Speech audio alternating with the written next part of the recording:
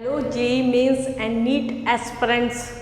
मैं आज उन बच्चों से कनेक्ट करने जा रही हूँ सीरियस मोड पर जो 11th से 12th में आ रहे हैं और आईआईटी जेई या नीट की प्रिपरेशन कर रहे हैं। मैक्सिमम बच्चा ऐसा होता है हमारे पास में जो कि 11th से 12th में आ रहा है, लेकिन उसका 11th का काफ़ी बैकलॉग रह जाता है, जिसकी वजह से बच्चा परेशान होता है काफ़ी। आप सब जानते हैं कोटा कोचिंग हब है आईआईटी जेई और नीट की प्रिपरेशन के लिए।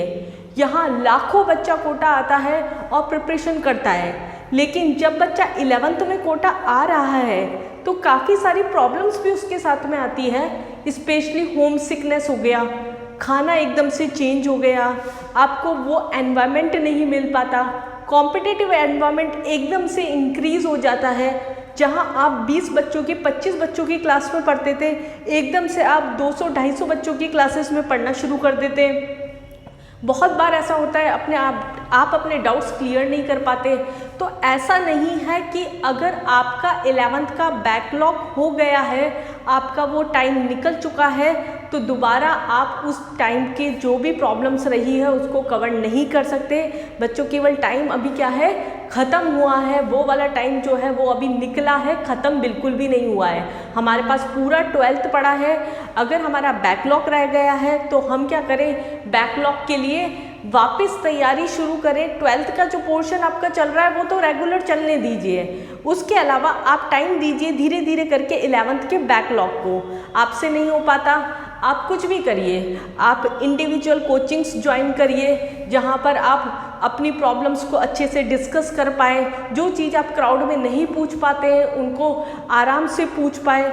अगर आप अपने सराउंडिंग में ही देखेंगे तो क्या होता है कि आपके जैसे बहुत सारे बच्चे हैं, लेकिन बच्चे क्या है, हेजिटेट करते हैं, बच्चों को शर्म आती है। बहुत सारे बच्चे होते हैं जो ये बोल तक नहीं पाते हैं कि हमें ये प्रॉब्लम रह गई, हम ट्यूशन अलग से लगवा रहे हैं, या फिर हमारे साथ में ये प्रॉब्लम है कि हमें 11th का समझ में ही नहीं आया।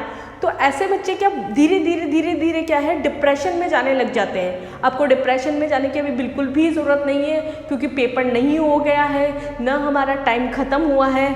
आप क्या करें, बहुत आराम से पहले एनालाइज करिए कि 11th से 12th में जाने से पहले आपके क्या क्या पोर्शन है जो वीक रह गए हैं, आपको क्लास में समझ में नहीं आया था, आपके मॉड्यूल्स है वो सॉल्व हुए थे या नहीं हुए थे। अगर मॉड्यूल सॉल्व नहीं हुए थे, क्लास में समझ में आ रहा है, तो क्या दिक्कत रह गई थी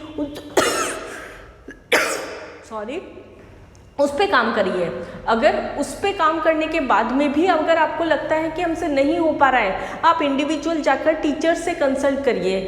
कोटा में काफ़ी इंडिविजुअल कोचिंग्स भी हैं, वहाँ रेफ़र करिए अपने आप को, उसमें जाके डील करिए, बात करिए।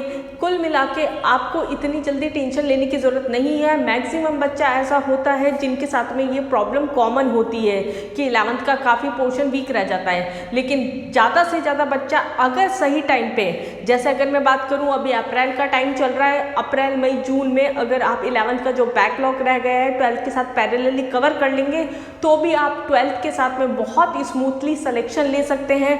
12th बोर्ड में अच्छे नंबर भी ला सकते हैं, परसेंटेज अच्छे कवर कर सकते हैं और कंपटीशन की तैयारी बहुत स्मूथली कर सकते हैं। लेकिन उसके लिए सबसे पहले आपको क्या करना पड़ेगा, आपको अपने आप को स्ट्रॉन्ग बनाना पड़ेगा कि जो हो रहा है वो सिर्फ मेरे साथ नहीं हो रहा, बहुत सारे जनों के साथ में हो रहा है। अगर आप मेरी बात पे बिलीव नहीं करते हैं, आप आराम से धीरे धीरे करके एक दूसरे से बात करिए, कम्युनिकेशन बढ़ाइए।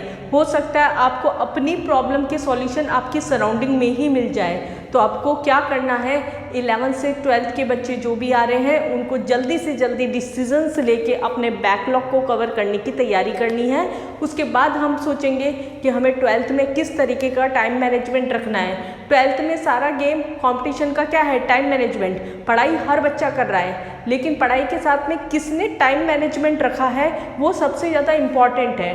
टाइम मैनेजमेंट का क्या मतलब है कि 11th का पोर्शन कितने टाइम तक हम दे रहे हैं, उसे कवर कर रहे हैं। 12th का जो हमारा पोर्शन है पैरेलली उसे कैसे चला रहे हैं। अगर किसी रेफरेंस कोचिंग में हमारे जिसमें भी एडमिशन ले रखा है उसके टेस्ट सीरीज जो चल रही है उसमें कैसे कर पा रहे हैं, उसके लिए कैसे प्रिपरेशन कर रहे हैं। तो इन सब के लिए क्या चाहिए, आपका प्रॉपर टाइम मैनेजमेंट चाहिए, ऑनेस्टी होनी चाहिए आपकी ऐसा नहीं कि पेरेंट्स ने बोला है हमें केवल इसलिए रिजल्ट देना है, नहीं, हमें रिजल्ट देना है क्योंकि हमें सिलेक्शन चाहिए। अगर आप ये मान के पढ़ेंगे तभी आप सिलेक्शन ले पाएंगे, अदरवाइज आप सिलेक्शन बिल्कुल भी नहीं ले पाएंगे। तो ऑल टुगेदर आपको क्या करना है, आपको अपनी ऑनेस्टली मेहनत करनी है, खुद को एनालाइज करना है।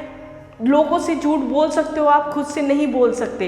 आप खुद से बात करिए, खुद से बात करने के बाद आपको पता पड़ेगा कि आपका सही में अगर कोई चीज़ वीक रह गई है तो आप उसको कवर कर सकते हैं। अभी भी आपके पास बहुत टाइम है, आपके लिए ओपन है मार्केट पूरी तरीके से।